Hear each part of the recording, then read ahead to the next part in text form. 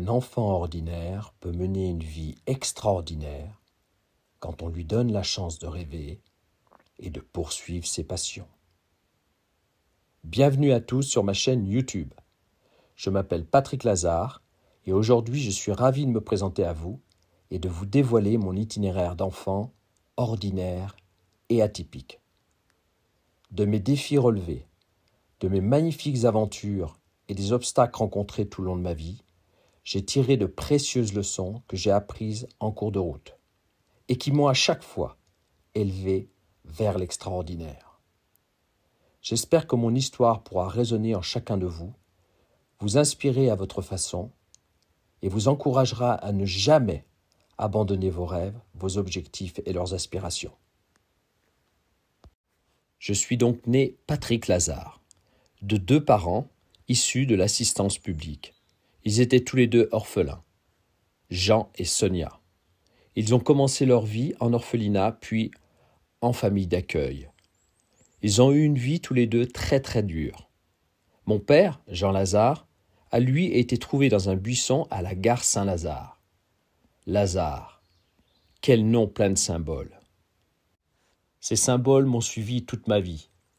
Et pour faire un petit clin d'œil à mon papa décédé en 2021, eh bien sur les réseaux sociaux, je m'appelle Patrick Saint-Lazare. Très rapidement, après leur rencontre, mes parents ont eu à cœur de construire cette famille qu'ils n'avaient jamais eue. Alors, dès 18 ans, après leur mariage, maman accoucha du premier garçon, l'aîné. Je suivis derrière 2 ans après, et s'ensuivit 3 autres frères. Nous serons 5 garçons dans la famille. Nous n'avions pas beaucoup de moyens. Nous habitions une vieille ferme, sans aucun confort, dans un tout petit village de 300 habitants, dans le Bourbonnais. Et je puis vous dire que, dans les années 60, dans le centre de la France, la modernité était bien loin. Alors, ma maman s'affairait aux tâches ménagères pour s'occuper de sa grande famille. Elle allait chercher l'eau au puits, la lessive au lavoir. De son côté, mon père, lui, se tuait au travail. Et nous étions organisés comme une petite tribu, en autonomie. Nous vivions du potager, des récoltes de mon père. Nous vivions au rythme des saisons, de la cueillette, de la chasse, de la pêche. Alors, les 2 aînés ont dû participer très rapidement à la vie de famille. Moi, j'ai adoré. J'ai adoré passer du temps au potager avec mon papa. Il m'a appris tant de choses sur les plantes. J'ai adoré partir au fin fond de la campagne, à la pêche en vélo, pendant toute une journée, être en osmose avec cette nature. J'ai adoré partir à la cueillette aux champignons en fin de journée avec mon père.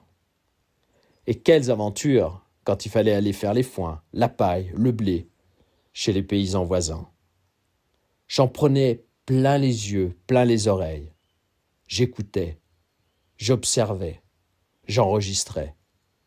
Au contact de ces paysans, au contact de mon père, j'apprenais. J'étais en train de comprendre comment fonctionnait la vie, comment fonctionnait la nature. J'étais en train de développer mon instinct, mon bon sens, le bon sens paysan.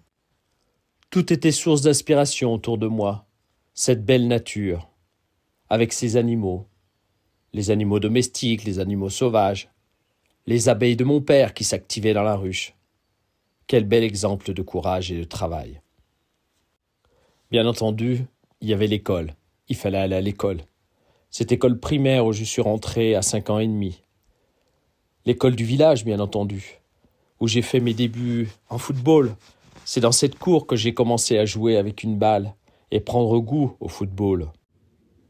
J'aimais bien aller à l'école. Il y avait les copains, on échangeait.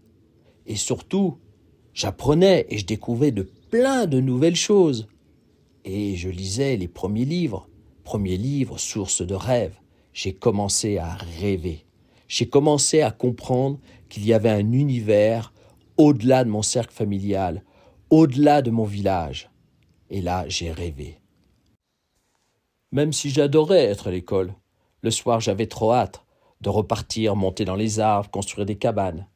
Retrouver cette liberté que cette nature m'offrait. J'étais trop bien avec elle, en osmose. J'apprenais plein de choses. Vint le moment de quitter cette école du village pour partir à la grande ville, dans la grande école. Alors, avant ce grand départ, j'aurais souhaité dire un petit mot à Patrick. Patrick, tu n'en es pas conscient, mais tu as tout en toi, tu as tout acquis. La nature t'a tout offert. Ton père, les hommes du village, t'ont tout transmis. Alors tu as tout. Tu as tout pour partir vers cette destinée magique et extraordinaire qui t'attend. Fais confiance. Fais confiance en ton sixième sens. Fais confiance en ton instinct. Fais confiance à l'univers et tu réaliseras tes rêves. Ah, mes rêves, mes rêves. J'y croyais vraiment fort à ce premier rêve. Ce rêve de devenir footballeur professionnel. Et c'est au collège que ma passion pour ce sport, le football, se développa, pour devenir ma motivation de tous les jours. Avec l'aide et l'écoute bienveillante de mes profs de sport, j'ai pu intégrer le club de la grande ville. Déjà une belle étape de franchie pour avancer vers mon rêve. Et c'est ces profs super sympas qui m'ont fait prendre conscience de mes qualités sportives. Et j'ai pu comprendre, à ce moment-là, que le sport allait être mon moyen d'expression. Tous ces profs de sport que j'ai pu croiser au collège, puis au lycée professionnel, sont devenus des exemples. Et sans que je m'en rende compte, ils ont fait germer dans ma tête cette envie d'apprendre aux autres, de transmettre aux autres, et également de rendre, de redonner tout ce qu'ils avaient pu m'apporter. Mes études avançaient, disons, normalement. J'étais pas un grand passionné de l'école. En revanche, dans le football, j'excellais. Et je progressais tous les ans.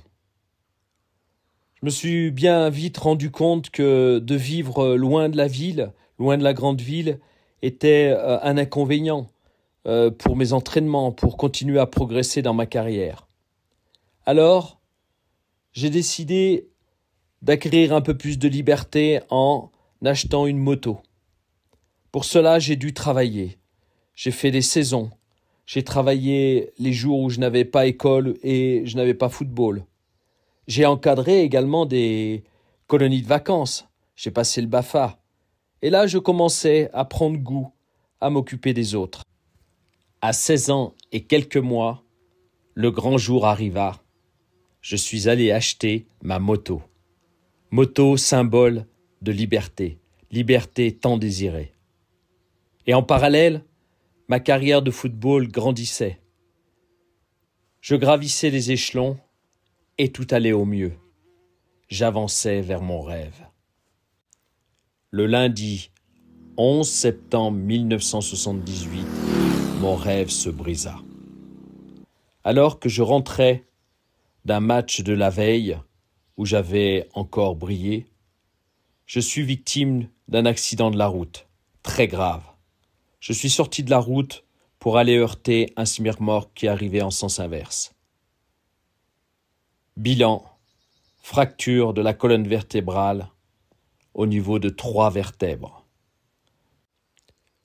Hospitalisé à Montluçon, le chirurgien et les dirigeants de mon club de foot décidèrent de tout mettre en œuvre pour me faire opérer par les meilleurs à Paris. Je ne les remercierai jamais assez de cette décision et de l'aide qu'ils m'ont apportée à ce moment-là. Et 15 jours après mon hospitalisation, j'ai pu entrer à l'hôpital Salpêtrière-La Pitié à Paris. J'avais la moelle épinière comprimée, sans paralysie, et l'opération s'annonçait très délicate. Après 1 semaine d'examens intensifs, je fus opéré par les meilleurs du moment. Les professeurs Judet, Saillant et Roy Camille. Il n'y avait pas de doute, ma bonne étoile était encore bien présente. L'opération fut un véritable succès. Ils me posèrent 2 plaques et 8 vis, et un beau plâtre autour de la taille. Et mon instinct me disait, une fois debout, que je pouvais encore croire à mes rêves.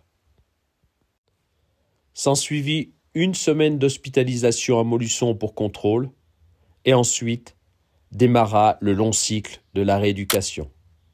Ce fut très dur, long, trop long pour moi. J'étais impatient de retrouver le chemin des stades. 5 mois après l'accident, je reprenais le cours normal de mes études, et 1 an après l'accident, je rejouais au football. Je tentais de retrouver les sensations d'avant. Pas facile. Oui, pas facile. Parce que je sentais bien qu'au fond de moi-même, quelque chose était brisé. Je voulais continuer à y croire à ce rêve. Alors les dirigeants de mon club m'aidèrent à obtenir un stage de test au Racing Club de France, un club parisien. Paris. Paris. Mon instinct me disait que c'était la ville où tout serait possible pour moi. Alors, je fonça. Dans le train qui m'amenait à Paris, à mon grand étonnement, je n'avais aucune appréhension. Bien au contraire. Une joie immense m'envahissait. J'étais apaisé. Je riais tout seul. Je riais de cette sensation d'être libéré. Libéré de ce centre de la France des années 80, qui devenait certainement trop étriqué pour moi. Moi, qui ai ce besoin de liberté. Moi, avec ma soif d'apprendre, mon besoin de découvrir en permanence. Et Paris. Paris était une nouvelle porte qui s'ouvrait. Une nouvelle vie. En janvier 81, j'intégrais le Racing Club de France. Je jouais en division d'honneur et également en 2e division nationale, où j'ai eu le grand plaisir d'être sur le terrain avec Jean-Michel Larquet. Même s'il était à la fin de sa carrière, j'étais très fier de côtoyer ce grand joueur, que j'avais été voir au grand moment de l'AS Saint-Étienne. Je n'étais pas encore professionnel, donc j'avais un job à côté et je travaillais à la mutualité agricole au service courrier. Je commençais à prendre goût à cette vie parisienne. Je m'y sentais très très bien. D'ailleurs, je vivais dans le 13e arrondissement, dans le super quartier des Gobelins. Au 79 boulevard Saint-Marcel, j'habitais une chambre de bonne au 7e étage sans ascenseur. Je me situais pas loin de l'hôpital Salpêtrière La Pitié. Petit clin d'œil aux chirurgiens qui m'ont sauvé la vie. J'adorais ce quartier, avec sa rue Mouffetard et son marché cosmopolite, la place d'Italie, Saint-Germain pas loin. Paris. Paris des années 80. Tout m'émerveillait. Tout allait vite. Je faisais des rencontres, des découvertes. J'étais comme un enfant devant une ville enchantée. À la fin de la saison 81, grande déception. Après des examens médicaux pour passer professionnel, la sanction tombe. Début d'arthrose sur les 2 hanches. Je ne veux pas y croire. Le club me demande de partir. Qu'à cela ne tienne, quand une porte se ferme dans la vie, ça veut dire qu'il y a une autre porte qui va s'ouvrir. Alors, j'ai confiance en mon instinct, mon 6e sens. Vous savez, le 6e sens que j'ai développé pendant mon enfance. Eh bien, ce 6e sens me guide vers un autre rêve,